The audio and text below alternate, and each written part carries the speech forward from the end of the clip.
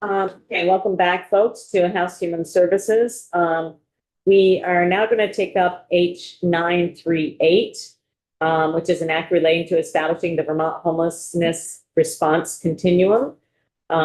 Just as an update, this is what I would call a preliminary review because the bill is still in Senate appropriations.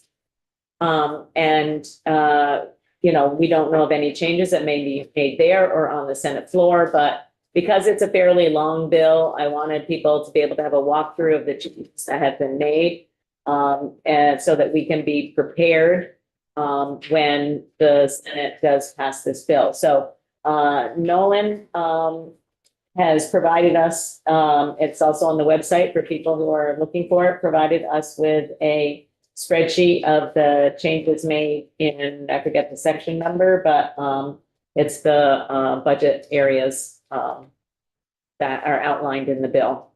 So welcome, Nolan. Great. For the record, Nolan Langle, the Joint Fiscal Office. You have a sheet that you have a hard copy of. It's online. And what I'm going to do really quickly is I'm just going to flag where the appropriation changes are.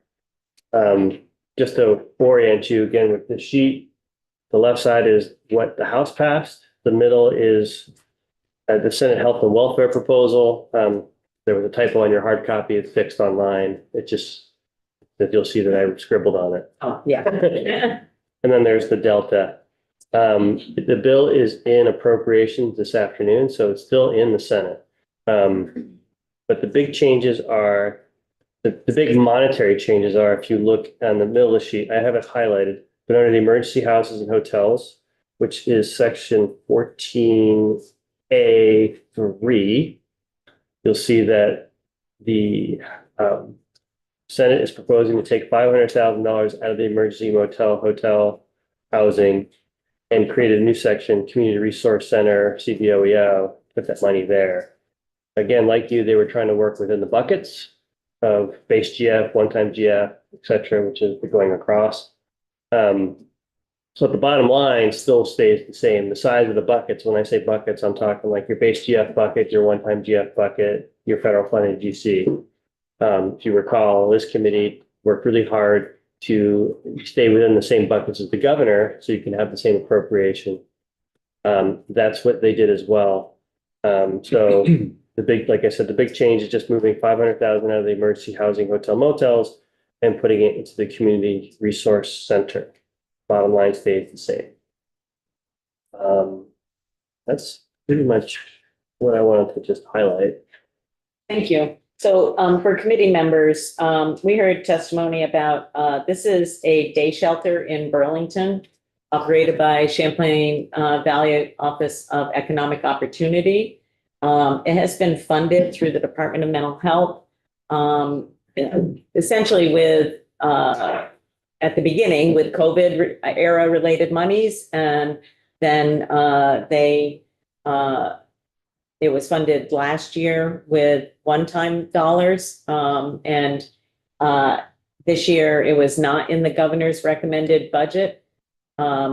These are folks, it's essentially similar to some of the other day shelters that receive funding through the Department for Children and Families. It appears to have been treated a little bit differently. I'm not really sure exactly why, to be perfectly honest, but originally it was funded through the Department of Mental Health because one, there were resources there, and two, there were a number of individuals who accessed this shelter who had significant mental health needs. Really, the major issue for these folks are that they are homeless and lacking any fixed, stable place to reside. And so it is a more appropriate, in my estimation, a more appropriate place for it to be within our budget and within the Department for Children and Families.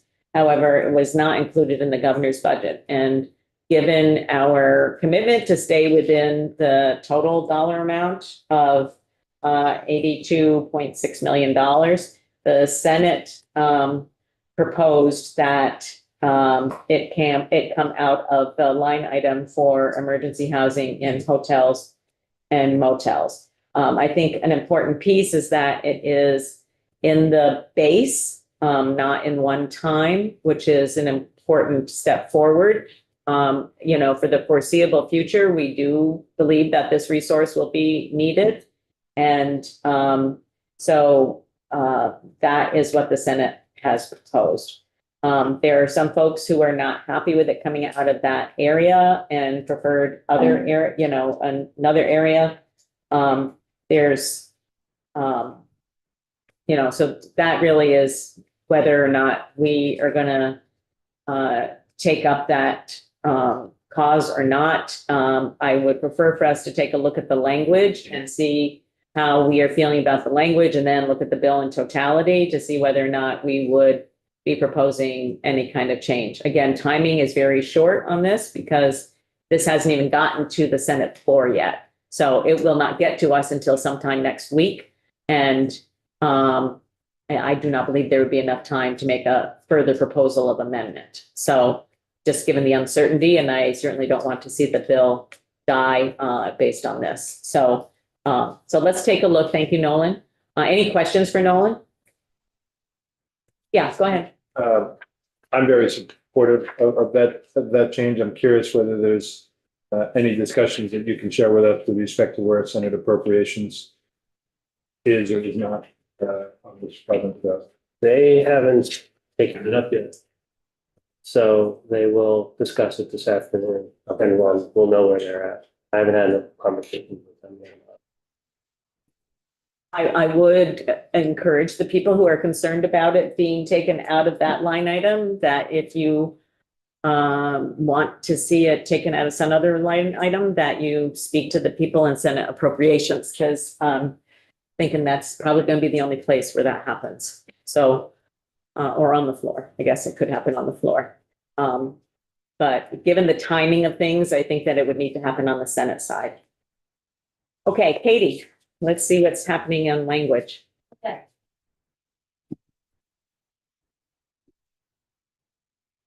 And we don't have this on our webpage.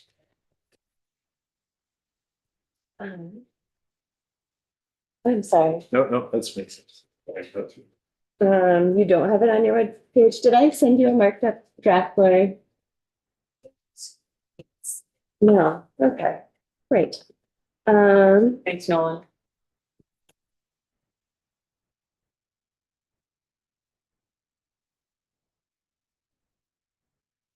I feel like you're the holder of the most recent version of Okay, events I'm here, looking so. to see if I can send it to Lori.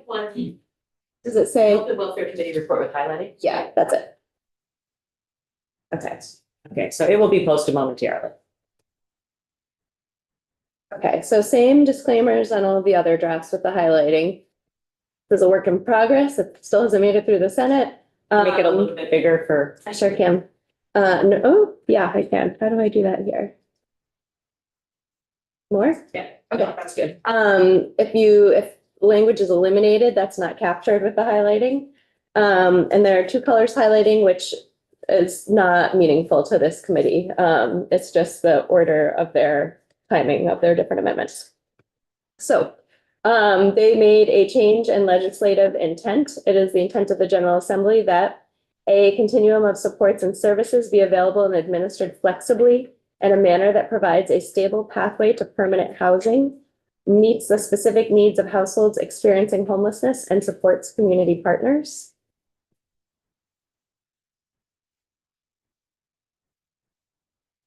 No changes in definitions. Okay, subsection, we're in section 2202, which is the establishment of the continuum. In subsection D, all funding opportunities available under the program shall be open to any entity or community partner, including those that did not previously receive funding. The intention here is that any entity could apply for an RFP to participate in the program, not just those who have previously provided services through GA emergency housing. 2203 program components. You remember your version had 5 levels. This has 4 levels. Go back. Yeah, I'm just gonna, I'm just doing a check-in with people to see if people have any questions, because if this doesn't substantially change or change, I guess, at all from the version that Katie is showing us now to what ends up getting voted on the floor, we're not gonna go through this again. So I just am wanting to make sure people sort of knew what I'm thinking in terms of process. So this is your opportunity to ask any questions if you have any questions about clarifications or what do things mean. Thank you, Katie. That was all. Okay. Okay.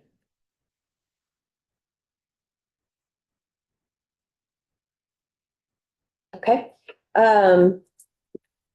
Back to program components. So you had 5 levels. The level that you had as level 4 was permanent supportive housing. The committee downstairs heard testimony that permanent supportive housing wasn't really a standalone level, but that there were permanent supportive housing services provided at all levels of the continuum.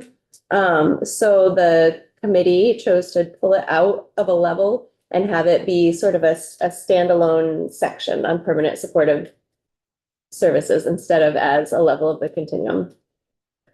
And permanent supportive housing, as we will see later in the bill, or as you might recall, is something that is provided in many of the Agency of Human Services departments. So it's not exclusive to DCF, where right now, at least, those other services are pretty much under the purview of DCF. So I think that made a logical sense to change.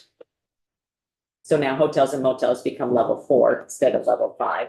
Yeah. And permanent supportive housing doesn't have a level, it's just a description. Subsection C, upon assessing a household's needs, the office or community partners, instead of shall place, shall offer to place. There is some conversation about agency downstairs. And then they borrowed language that appeared elsewhere in the bill. Shall offer to place the household if in the appropriate level of care to address the household's specific needs, capacity, staffing, and geographic accessibility are available. Then you move into level 1. This page 12 is a change that I added. Everywhere else where we refer to a hotel, we say a hotel or motel placement. So that's just for consistency. Can I go back a moment to the last page 11? So that capacity, staffing, and geographic accessibility are available is new language. Yes. So do you happen to recall what did we have where it's a household specific needs if? I have to look at the draft.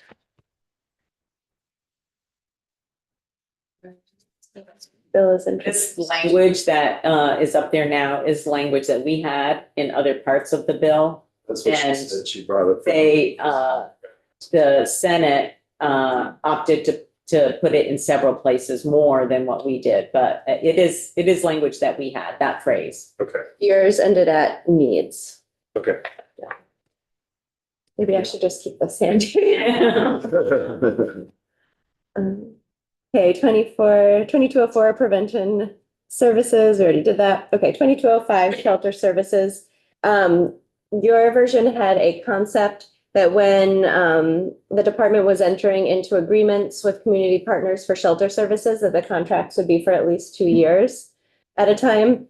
The way it was worded and the way they heard it was that the shelter services would be for a 2-year period, like provided to an individual household for a 2-year period. Oh. So this is an attempt to reword it to be more specific, that it is, so the agreement between the office and the community partners is for that length of time. So the department through the office shall enter into agreements for a period of not less than 2 years at a time with community partners for the provision of highly structured shelter services. So it moves that phrase earlier. And you'll see that a couple times. It's the same concept that we had, just Yes. to avoid any confusion. Yes. Subdivision 2, highly structured shelters shall offer programming. I can't remember if it said shall provide, shall offer programming, but again, same conversation around agency. editor's change here. When you say agency, you mean people's ability to Yes, make their own yes. choices. Thank Yeah. you. I just want to make sure that people Yes, thank on you. the same understanding. Good clarification. Yes, I appreciate that. I'm on page 13, subsection B. We have that same change that I already talked about with regard to the contracting. And then services is added just to be mirror what's on line 8, low barrier shelter services. That brings us to page 14, 2206, specialized shelter services. In the House version, I omitted the word shelter and just said specialized services, so that's why that's added there. And subdivision 1B, we have the same language around the contracting, and in subdivision 2, specialized service shelters shall offer services. So again, the same language around offering and providing a choice. Page 15, their ability, instead of the household's ability, was a change made by the editors. 2207, this is level 4, hotels and motels. It's highlighted for because remember we lost a level, so that is just a conforming change. Let's see.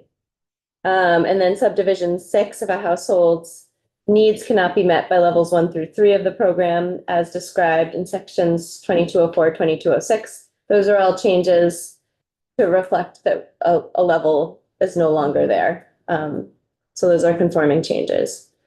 You move back up. Did they leave? Okay. All right. Thank you. It's back to 700. That's what I was just checking. Yeah. All right. Thank you. It's not highlighted because it's, Yeah. I have the previous version. yeah. All right.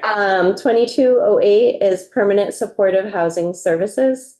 So as we discussed, we have taken that out of the levels. And now this is a standalone section, but it uses a lot of the language that had been used when it was part of the levels. So AHS's departments or their community partners shall provide permanent supportive housing services to an eligible household participating in the program. Permanent supportive housing services provided pursuant to this section shall combine long-term community-based rental assistance with voluntary flexible supports, etc. So that is the language that you had sent over with changes. I'm just trying to be consistent with language, but should it say shall offer to provide? Shall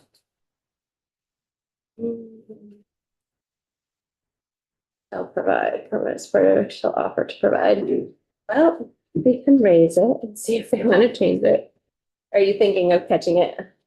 I'm just thinking like, if somebody in Senate Appropriations makes an amendment that I just thought, I'm just trying to be consistent with the changes that had previously been made. Mhm.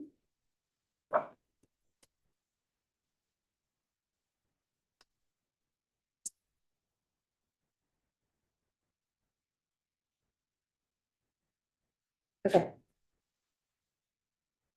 And then a sentence on top of page 18, permanent supportive housing services may be utilized by an eligible household for as long as the eligible household's plan indicates it is necessary. That's highlighted, but that's consistent with the language that we had in. Moved, yeah. Yeah. And then 2209, other emergency housing services. If you remember, the section has 3 paragraphs and they each sort of have a little heading to tell you specifically what that paragraph is about. So first, municipal supports, adding the language that an eligible municipality may submit to the office a grant application containing the estimated cost of the municipality's proposal and other identified funding sources. The use of grant funding awarded pursuant to this subsection is at the discretion of the municipality and shall include the provision of basic life-sustaining shelter when National Weather Service declares a cold weather advisory. Okay. B, cold weather shelters, no changes.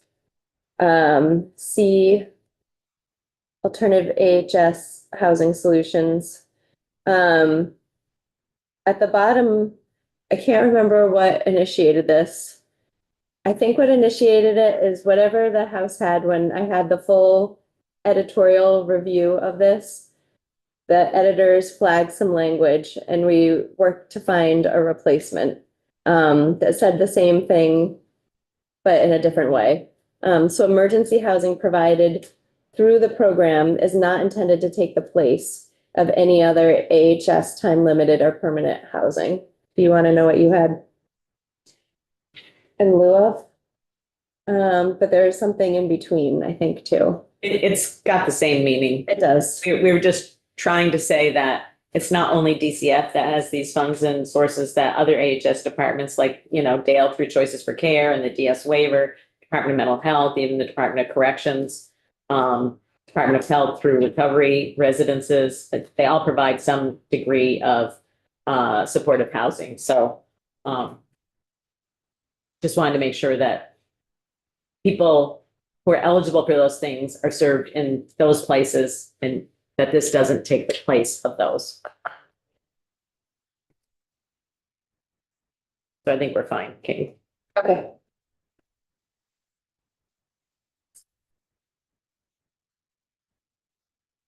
Okay. We're in 2210 household responsibilities.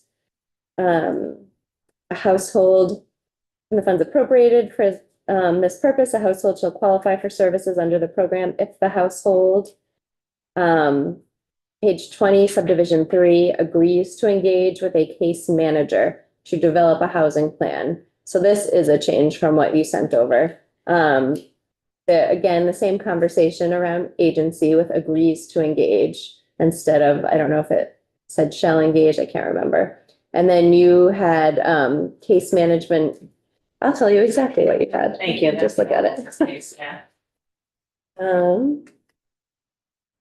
What's my markup? Also matches the language above where it says agrees to a coordinated entry assessment. I think that was raised when they talked about it.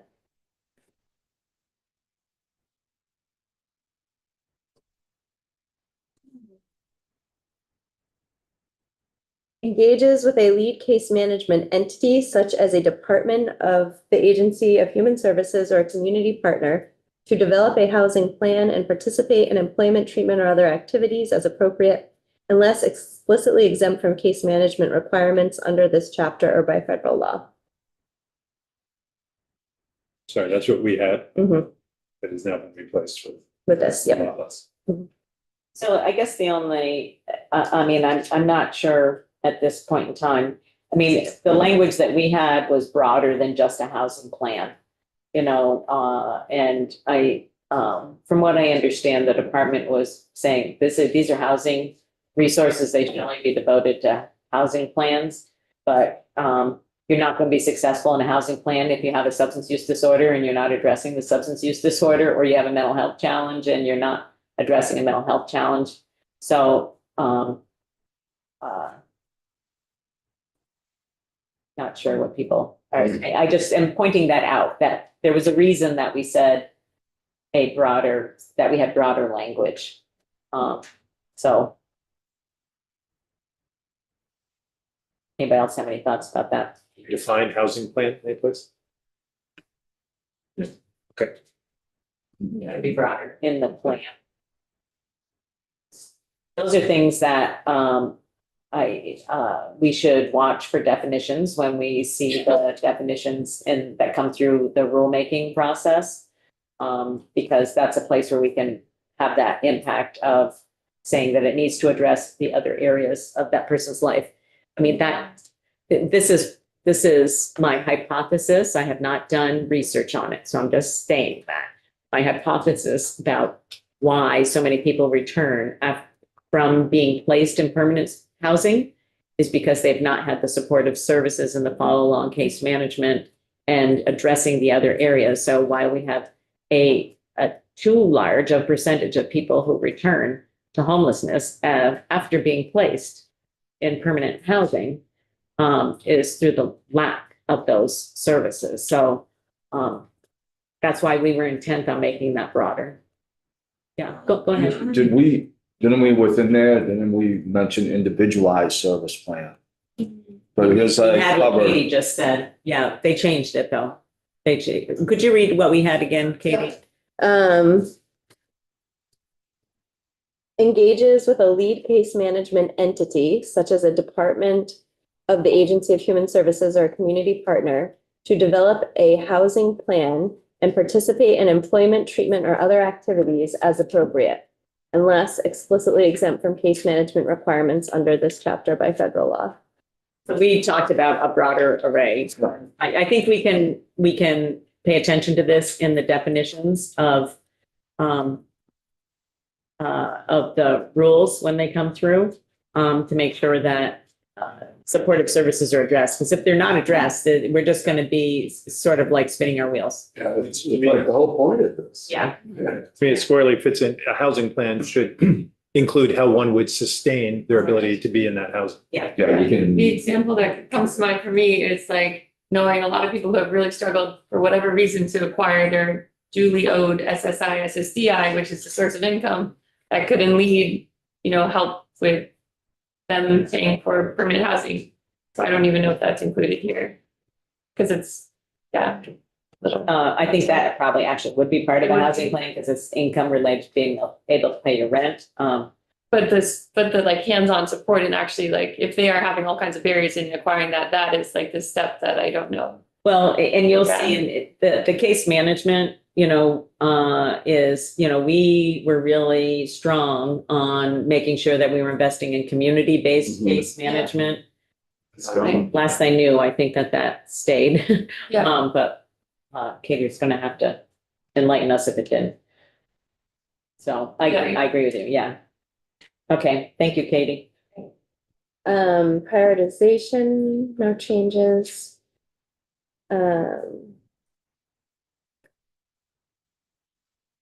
Let's see. Time limits. We have some changes to level 4 hotels and motels. So this language says that between April 1 and November 30th of each year, the eligible household may receive housing at a hotel or motel with supportive services for not more than 70 days on a rolling 12-month period. That's what you sent over. What was added is as calculated from the date of the eligible household's application through the same date of the month, 12 months later. So,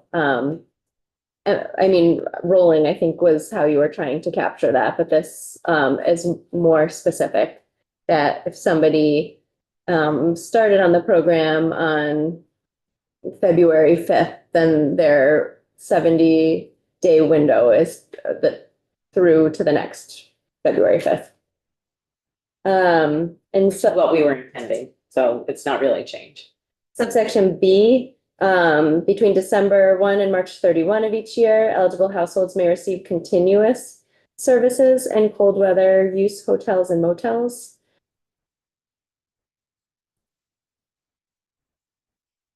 Case management services.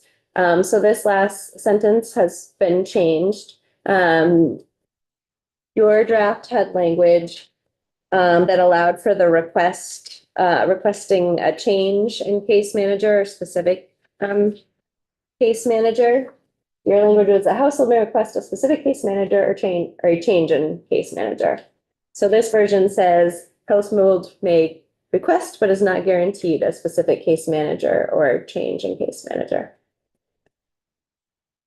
Needs assessment is the same. Notice and appeals. The last 3 subsections in this section were removed from the House version. So maybe we'll start there. Let's see. So E was the hearing shall be conducted in accordance with due process standards, including the right to present evidence, cross-examine witnesses, and be represented by counsel or other authorized representative. F said that a human services board shall issue a written decision that sets forth findings of fact, conclusions of law, and the basis for its decision and the process for appealing the decision to the Vermont Supreme Court. And G said if the Human Services Board issues 20 substantially identical decisions brought by program applicants or recipients, the department and community partners shall adopt the board's interpretation as part of its administration of the program, and the department shall revise the program rules accordingly. So those 3 are gone. And then subsection A, subdivision A1. This lists what has to be in the notice from OEO or a community partner. When a participant's participation in the program is denied, reduced, suspended, or terminated. So this says that the effective date of the action within the case of termination, reduction, or suspension of services shall provide timely written notice by email or US mail. You have shall not be sooner than 30 days after the date of the written notice if in the household's preferred method of communication. So there was a big conversation on this. There was a strong feeling from, I'm trying to think, legal aid felt like they needed something in writing for due process. So an email or US mail, and that text wouldn't be sufficient. And then the administration also seemed amenable to email or US mail. And then provide timely instead of the 30 days.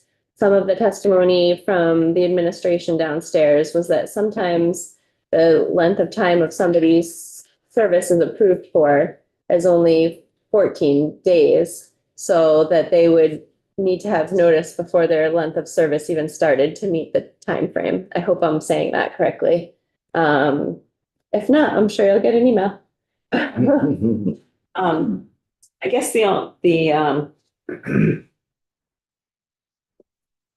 just concerned because, the US mail honestly is not timely. So it, and many things are frankly lost in cyberspace these days, not cyberspace, in space. We had a Christmas card that was delivered in March that was sent in December.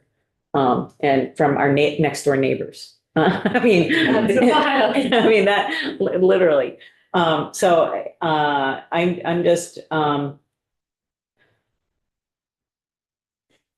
wonder though, whether this provides some greater clarity. It's preferred method, that means that there needs to be a means by which to track preferred method. Does it become disputed as to what the. I understand that. Yeah, I do understand that. I just am, what brings to mind to me is the ability of somebody to appeal a decision, and a decision that they might not have ever received is, and I guess, again, we'll have to watch for that in rules. Because I think that's a conceivable, it's not far-fetched. So that somebody doesn't have email because they don't have a computer, maybe they don't have a cell phone. And if written is the only way to get it to them and they never receive it, then they don't know until they show up someplace that their services have been terminated, suspended, or reduced. So I guess the ambiguity is something I have to live with right now. Okay, thank you, Katie. Okay. Subsection E, just a reflection that all the Human Services Board fair hearings are held for program applicants or participants are conducted in accordance with the existing statutes on the Human Services Board. And I was okay with removing those 3 paragraphs because honestly, if we have some recommendations about changes in the fair hearing process at the Human Services Board. And so if we had laid out sort of a specific process in one bill, then we'd have to make sure that that was somehow updated, because you wouldn't want different processes necessarily for the Human Services Board to have to track depending upon what the service is. So although they do have to do that to some extent with Medicaid and stuff. But I did feel like it should be clear that they would be operated in under the Human Services Board statute. And then if that statute changes, it would also be reflected here. Rulemaking, there was some language added to the rulemaking. So rulemaking on a process for reinstatement of services after the household's termination from the program. And then you had expectations for the office's oversight and quality monitoring. And the Senate added including performance measurements applicable to all community partners and grantees. Reporting, this was just an editorial change that I had used level of the continuum, and they program is defined as the continuum, so we've updated that. This was reporting, okay. So adding to the reporting, in subdivision 4, adding a new subdivision D, so the utilization of hotels and motels, including the number of eligible households denied a hotel or motel room due to authorized rooms being fully occupied. Again, change from continuum to program. Merger of continuums is the same. Grant requirements. Okay, this is new. This is for fiscal year 27. This is to ensure that the administration was concerned that the clock would reset on July 1 of 2026 as the transition from GA emergency housing went to the continuum, and that there would be a new 70-day window starting for everybody at the same time for hotel and motel usage. So this says that in fiscal year 27, households that is using emergency GA, emergency housing, and a hotel or motel room during the previous fiscal year, during fiscal year 26 that we're in now, shall not be subject to a reset of the 70-day limit until the 12-month anniversary of the household's fiscal year 26 application. So if there's a household that's been at first started participating in GA emergency housing on December 1st of last year, 2025, they are still using their 70 days through December 1st of this coming year. And then at that anniversary, the December 1st anniversary, is when their new 70-day window starts. Can I see the lead-in language here? A reset, okay, so I guess I'm curious. For those people who are in that circumstance, they actually weren't approved for 70 days, they were approved for 80 days. And so if this is saying that they don't get a reset until the anniversary, wouldn't they then be entitled to those 80 days? Finish through what they had started. Yeah, they wouldn't be subject to a reset. So yes, I would read it that way. Okay.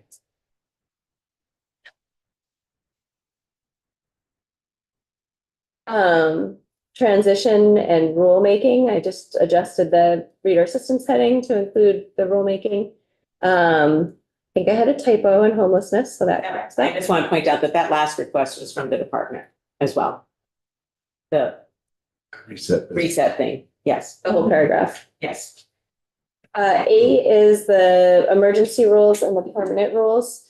A lot of conversation. This first paragraph, A, has to do with the emergency rules. The House version had the emergency rules taking effect July 1, 26, which is when aspects of the continuum begin to take effect. There was a lot of conversation that was too quick to develop emergency rulemaking. I can't remember what day. There was some negotiation back and forth in the committee room about how long was needed. And at the end of the day, the committee landed on September 1st, 2026 would be when emergency rules would be required to take effect. And then as a consequence, now we have no rules in effect between July 1 and that September 1 date. So this language is meant to provide a gap fill. So between July 1 and August 31st, the Commissioner of DCF shall administer the continuum by applying the GA emergency housing rules approved by LCAR on March 13th, 2025 for the administration of this act. So what they have been using to operate the program in fiscal year 26 is what they will continue to use as rules until September 1.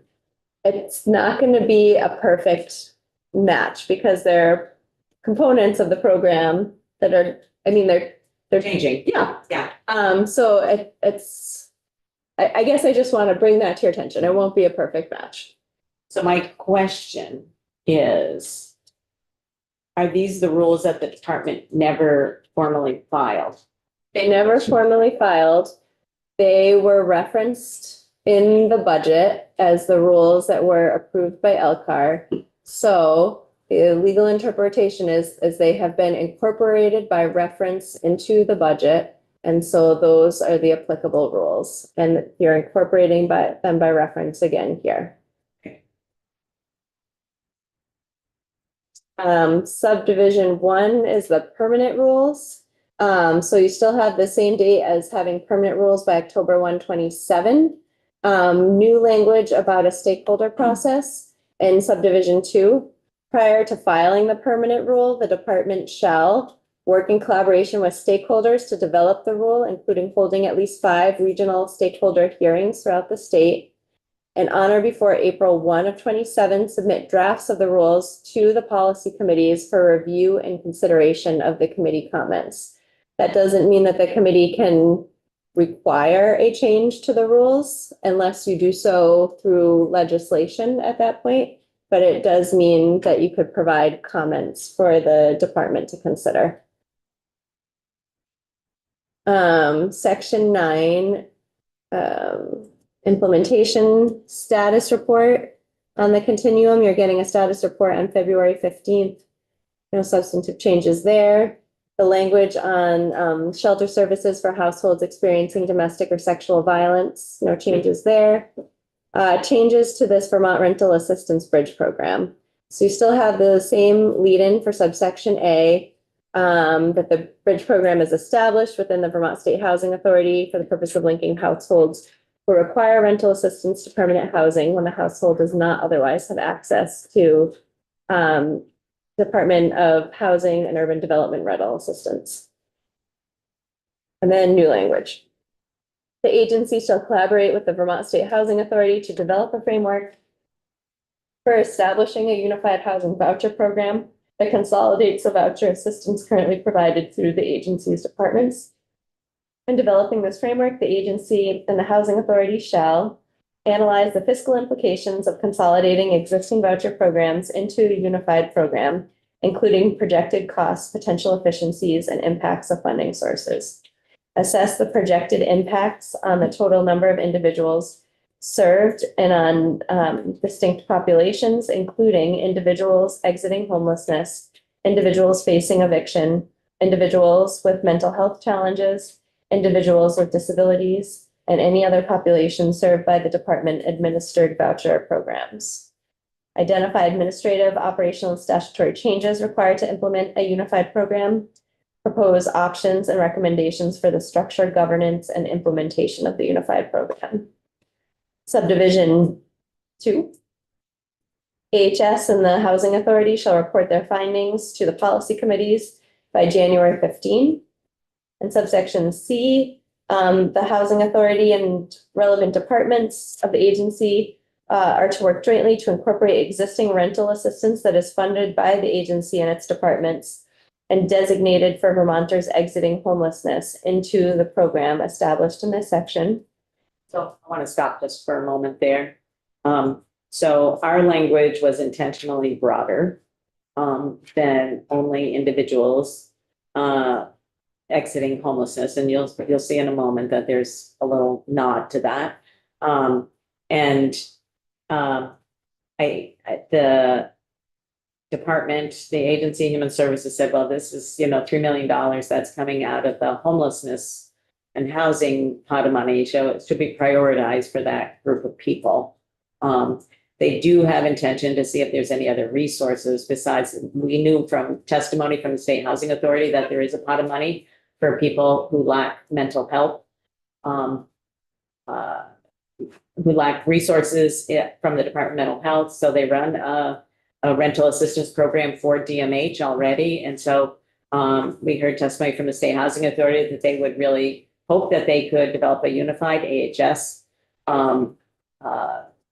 rental assistance program, and that is our hope as well. That was what our intention was.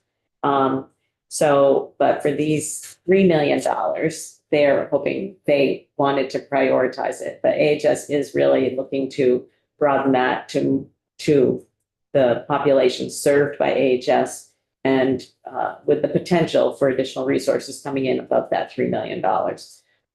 So I just, I wanted to call your attention to that because our intention was somewhat different. Just to let you know. So we're on D. The program is not to provide the full amount of the household's rental payment and shall not be a permanent voucher. The program shall be given to current recipients of the home program established pursuant to Title 10 of the VSA, who have not yet reached the 24 months of rental assistance. I'm sorry, can you go back? Yeah. Sorry, I'm looking at a previous version. Wow. Can you go back one more? Okay, the appropriate length of assistance under the section I'm is still there. that. Yeah. I'm sorry. That's okay. So we had a maximum length of assistance of being 24 months.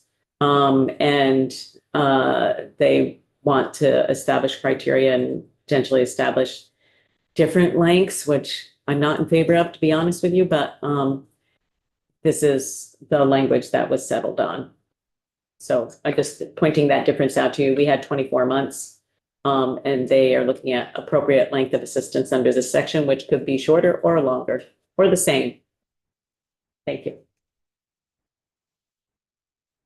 Subsection E, the program shall be accessible to eligible households served by each of the agency's departments with priority given to those exiting homelessness and not to the exclusion of other eligible populations. So that's the language you're just referring to. So I think that we've all heard from folks associated with the DD Housing Initiative, the DDHI. They provided us cookies from time to time. They've been in the building off and on between our committee and the housing committee downstairs and all over the place, honestly. And so we do have people who are slated to move into new housing in this next several months. And they do need to have housing subsidies. They won't have the housing if they don't have housing subsidies. So that's a nod to our previous language. Section 12 is the payment rate structure. Instead of, forget what word is used, maybe shall develop a payment rate structure. It says shall propose a payment rate structure. And then this is broken into two parts. First, there's an interim report coming April 1 of next year, and then a final report by November 1 to JFC regarding the implementation of the payment rate structure and the department's proposed timeline for implementation. No changes to cap room rates. I think Nolan already talked to you about the change in the expenditures. Yes, you did. Okay, great. And then you have a reporting requirement that's new that by October of this coming year, January, April, the office is to submit a written report to the Appropriations and Policy Committees describing how the funds referenced above in the expenditure section have been utilized to date, including whether expended funds were one-time or base general fund, federal funds, or global commitment funds. Still removing the GA annual report, and that's it. Okay. Thank you for all the work you've done on this, Katie. Yes, thank you. We appreciate the level of knowledge and the intentionality with which you approach your work. It's really, really appreciated. Okay, so we've had the run through. Next time we see it, Katie will only have to run through potential changes from appropriations. Okay. And on the floor, if there's any floor amendments. We won't get this back, as I said earlier, till next week sometime. So I think really the thing to be thinking about is whether there's any change to propose on that $500,000, whether it would come from another space. And I'm just letting people know if they propose something, they should propose it to come out of another base funding because we need to kind of things that we intend to fund on an ongoing basis, we shouldn't be funding out of one-time dollars. Or, maybe advocates will be successful downstairs and appropriations are on the floor, who knows? This is just, you're getting my recommendation, but you're welcome to have your own thoughts about this, obviously. I believe that they have pretty much left intact the bill that we sent them. And I'm supportive of the bill. I've been in, pretty constant communication with Chair Lyons downstairs as they worked through changes and we were able to, work through some language issues. And so I'm just letting you know where I stand on this. I'm supportive of the bill. Yeah, anybody have any questions for Katie? It's going once, twice. Okay. Thank you so much, Katie. Appreciate it. Okay, so we do not have a quorum to take action. But I do want to review the cannabis amendment with you to gauge your sense of action, because this is been voted out. I think it was voted out of Ways and Means. Teresa or Chair Wood, Oh, yes. just to let you know, I will be there in like 15 minutes. Okay. All right. Thank you. Thank you, Jubilee. So there is an 11:30 meeting I was Yes. intending to go to. Yeah. So let's just open it up briefly. Okay. And Shayla's here in case there's any questions, but I guess the first thing I want to do is to remind people that we are a public health committee. And so while I understand that we may have personal views about cannabis, our role here is to ensure that we're making decisions that are consistent with public health. So in that vein, I had asked Ledge Council to draft an amendment that, and remember, we did not look at the whole bill. We didn't talk about events and all of that kind of stuff. And it's under Sophie Zatny's name on our webpage. And essentially what this bill strikes out is the increase to the THC available, the amount of THC available in packaging and the amount of cannabis available for purchase in a single item or single purchase. It had been doubled to 2 and that brought it back. This amendment brings it back to what is already in statute. The other thing that I want to point out, and I don't know if you caught it or not, but this was not recommended by it was not requested by the Cannabis Control Board. So James Pepper, for those of you who've been around a little while, it is ordinary for us to receive requests from the Cannabis Control Board, as this is a new market and they are learning things as they move through the market. And so there's sort of what I guess I would call, procedural changes, some of them that happen on a almost annual basis right now. It's only been in effect, I think, 4 years, I think that's right. What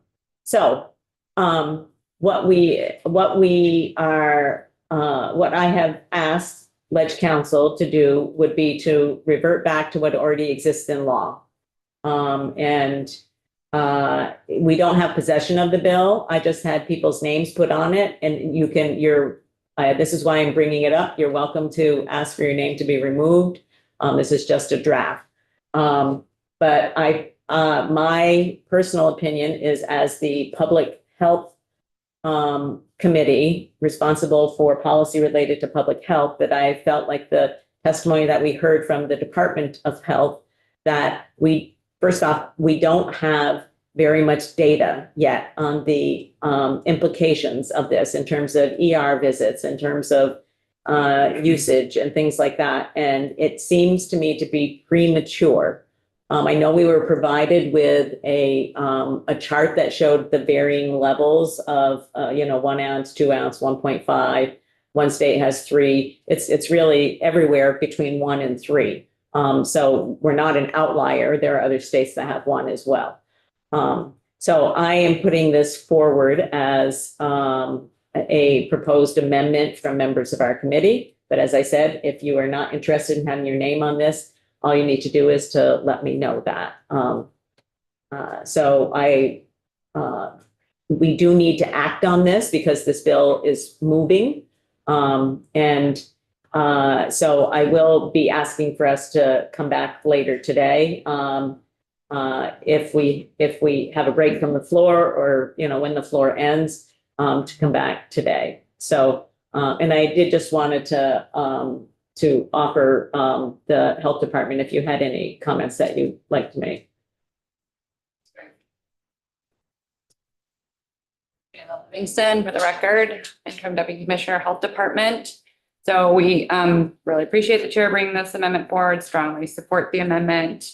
I want to highlight again in the poisoning data, the poisoning call data that you saw, the news is hopefully positive that it's going down. But even with that information and not with the ED information, I would really encourage you to leave the law as it is, because hopefully it's working. That's the hope and that's the desire. You saw the packaging, you saw how hard it is to get into. We don't want those who do get into it to have more access to doses that are beyond what they should be using. And so again, more time to look at this. Did not come from the Cannabis Control Board. We really would like to leave it as it is as we monitor how this progresses for, our kids and our adults, honestly, in Vermont. I would also echo, there's different amounts in different states, but Vermont's use rate of cannabis is really high, right? We are often at the top of the chart for all different age groups and how much cannabis we consume as a state. And so, I don't think it's fair to just say we're the same as another state. We're not. We've got higher use rates and we've got a bigger issue than other states do. So, thank you. People do not seem to be having a problem accessing this. No. Okay. Any questions for Taylor, Interim Deputy Commissioner? Okay, thank you. Thank you. So I would just ask people to let me know if you want to have your name on this amendment. Again, we can't offer it as a committee amendment, but I definitely would appreciate having more than my name on it from other members. Would you like to hear from us by? I would like to, well, we have to have the amendment through so it can get on the calendar. The bill, I think has been voted out of Ways and Means, but don't quote me on that. I have to double check that. So it would be on the notice calendar for today is Thursday. I would like to know by later today, by close of business today, if you want your name on it. On it? To leave it on it. To leave it on it. Yeah. Or if you want it, why don't we do it this way? Let me know if you want your name taken off. Yeah, that's great. Okay. That's less action probably will happen. Yeah. And I'm going to ask you if you wouldn't mind touching base with the member from Milton, Representative Steady, because I don't see her on right now. Which I shall. touch base. Thank you. Yeah, and I'd just like to go on the record, I would like to remain on that, and my rationale for that is exactly what you just expressed, so please keep me on that amendment. Okay. All right. Thank you. All right, Lori, that's going to be it for now.